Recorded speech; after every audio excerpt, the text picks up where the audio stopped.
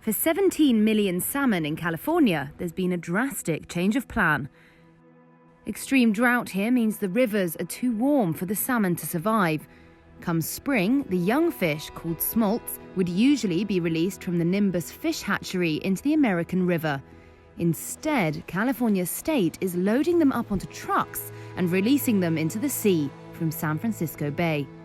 Harry Morse is the spokesperson for the California Department of Fish and Wildlife.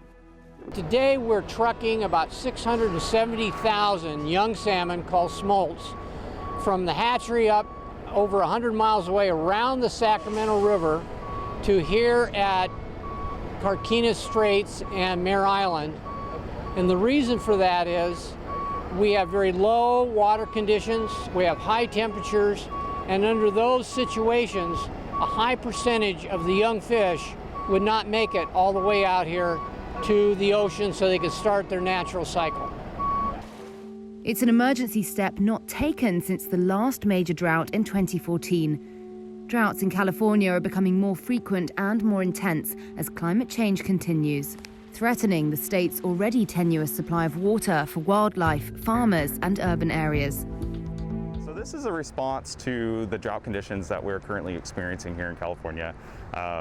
We had low amounts of rain, low amounts of snow, and that has created conditions in our reservoirs where we have really low storage. And with that low storage, we typically experience higher than average river temperatures and lower flows.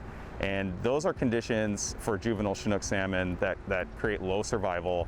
And we are taking our hatchery-raised fish and moving them to bay release sites to increase survival by reducing the amount of time that they're spending in those poor river conditions.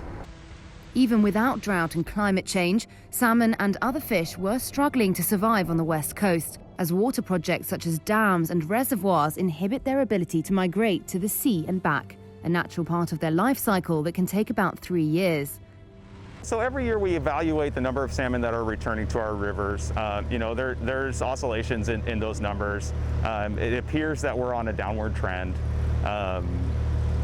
But we're hoping that the actions that we take today is going to increase, the numbers of fish that are going to be returning as adults and returning to our rivers.